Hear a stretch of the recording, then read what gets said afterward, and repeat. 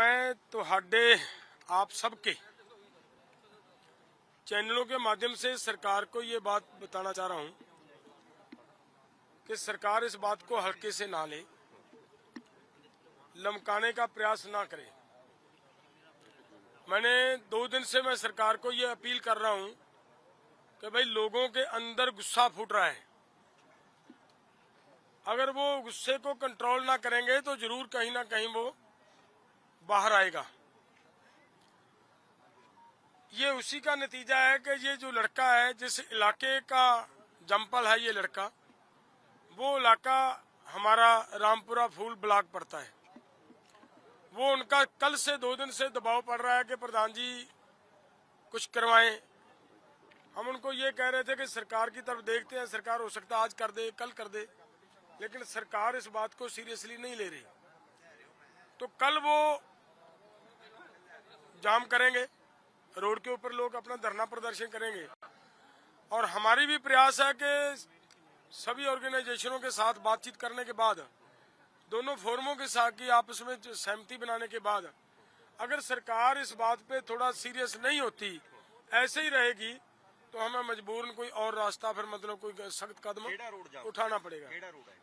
देखिए ये रोड तो स्पष्ट है कि बठिंडा चंडीगढ़ जो रोड आता है इसे रोड से आउणगे और वो बड़ा रोड है। डलियाल साहब, एसपी जींद वालों कहा गया है कि शुभकरण जी डेथ है वो हरियाणा जुडिक्शन दे विच हुई है, तां फिर परचा किस बिहाफ ते बनता है? मैं पूछना चाहना कि अगर वो ये कहते हैं कि हरियाणा की जुरिस्डिक्शन में हुई है, इसका मतलब जो आदमी पंजाब का हरियाणा के अंदर जाएगा उन सभी का कत्ल करने का अधिकार दे रखा है पुलिस को। किसने दे रखा है? एक तरफ तो वो ये कहते हैं, इसका मतलब उन्होंने ये मान लिया कि हमारी ही गोली से वो लड़का मारा गया है, जब वो ये कह रहे हैं कि हरियाणा की जुरिस्डिक्शन में ये हुआ। दूसरी बात यह है कि किसके हुक्म से ये गोली चली है वो बताए ना। हमारा निवेदन ये है कि उनके खिलाफ बनती कार्रवाई करने की जरूरत है। वो पंजाब अगर वो हरियाणा की जुरिस्डिक्शन में ये हुआ है तो हरियाणा की जुरिस्डिक्शन में होने की जो बात करने वाले अधिकारी हैं उन्हीं की किसी के दस्तखत के अंदर वो सब काम किसी के ऑर्डर के अंदर तो हुआ होगा ना। जिनके ऑर्डरों से वो हुआ है उन सबको कहाँ से ऑर्डर मिला? क्या उनको ये गोली चलाने का, सीधी गोली चलाने का अधिकार था? अगर था तो ठीक बात मान लेंगे हम भी। अगर उनको अधिकार ही नहीं है, 2 दिन पहले तो उनका डीजीपी ये कह रहा था कि ना भाई हमने तो वहां पे गोली चलाई नहीं है, उन्हीं का डीजीपी ये कह रहा था। तो इसका मतलब वो अपने ही जाल में खुद हरियाणा गवर्नमेंट फंस रही है। डलिया साहब क्लियर हो गया कि शुभकर दी जेडी डेथ है वो गोली दी लगन नाल ही हुई है। देखो उसकी डेथ जो उसके सर पे वहां पे सुराख है वो उस बात को क्लियर कर रहा है।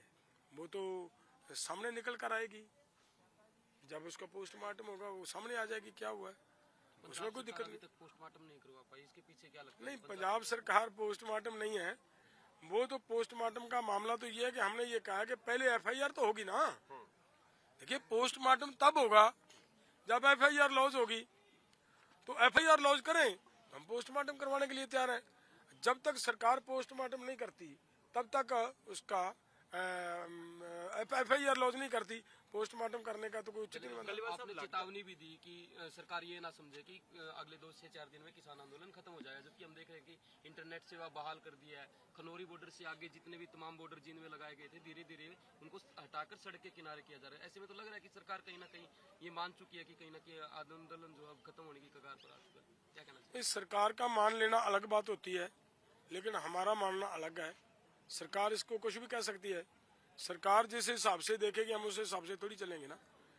आगे प्लान मतलब हमारी बैठकें होंगी 27 और 28 को हमने मतलब बैठकें रखी है। दोनों फोरमों ने अपनी अपनी नेशनल मीटिंगें होंगी, उन मीटिंगों में से जो निकलेगा फैसला लेंगे, उस हिसाब से हम आंदोलन को मतलब और तेज करेंगे। ਡੱਲੇਵਾਲ ਸਾਹਿਬ, ਇਹ ਸੰਭਵ ਹੈ ਕਿ FIR ਲੌਜ ਹੋ ਸਕਦੀ ਹੈ, ਕਿਉਂਕਿ ਜਿੱਥੇ ਇੱਕ ਹਰਿਆਣਾ ਪ੍ਰਸ਼ਾਸਨ ਵੱਲੋਂ ਤਾਂ ਇਹੀ ਕਿਹਾ ਜਾ ਰਿਹਾ ਕਿ ਸ਼ੁਭਕਰਨ ਦੀ ਜਿਹੜੀ ਡੈਥ ਹੈ ਉਹ ਹਰਿਆਣਾ ਜੁਡੀਸ਼ੀਅਲ ਦੇ ਵਿੱਚ ਹੋਈ ਹੈ, ਤਾਂ ਪੰਜਾਬ ਸਰਕਾਰ ਕੈਪੇਬਲ ਹੈ ਕਿ ਉਹ FIR ਲੌਜ ਕਰ ਸਕਦੀ ਹੈ?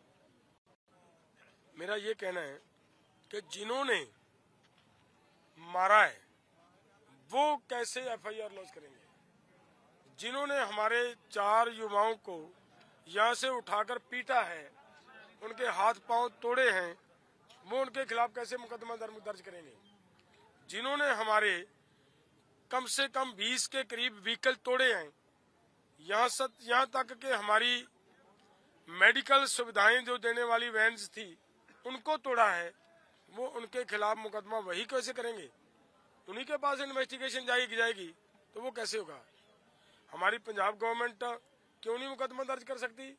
हमारी FIR लॉन्च करना तो पंजाब गवर्नमेंट की जिम्मेदारी बनती थी, वो करें।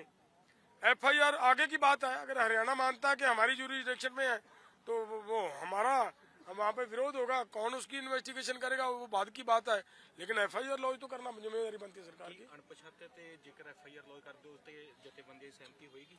अब तो क्लियर हो गया ना, अब तो वो क्लियर हो गया। उन्हीं का SP ये कह रहा है, अगर ये बात ठीक है कि भाई हमारी जुरिसडिक्शन में अगर उसका कत्ल हुआ, उसकी मृत्यु हुई है, तो फिर मतलब वो हमारे एरिया में आया तब हुआ, इसका मतलब तो क्लियर हो गया कि वही अधिकारी इसके जिम्मेदार हैं, उनके खिलाफ मुकदमा दर्ज होना चाहिए। ਪੰਜਾਬ ਦੇ ਪੌਣੇ 8 ਲੱਖ ਕਿਸਾਨਾਂ ਨੂੰ ਅੱਜ 6000 ਵਾਲੀ ਸਕੀਮ ਤੋਂ ਬਾਹਰ ਕੱਢ ਦਿੱਤਾ ਗਿਆ, ਉਹ ਸਕੀਮ ਖਤਮ ਕਰ ਦਿੱਤੀ ਗਈ ਹੈ। ਪੌਣੇ 8 ਲੱਖ ਕਿਸਾਨ ਪੰਜਾਬ ਦੇ ਨਿਕਲੇ, ਜਿਹੜੀ ਪ੍ਰਧਾਨ ਮੰਤਰੀ ਸਕੀਮ ਸੀ 6000 ਸਾਲਾਨਾ ਮਿਲਦਾ ਸੀ।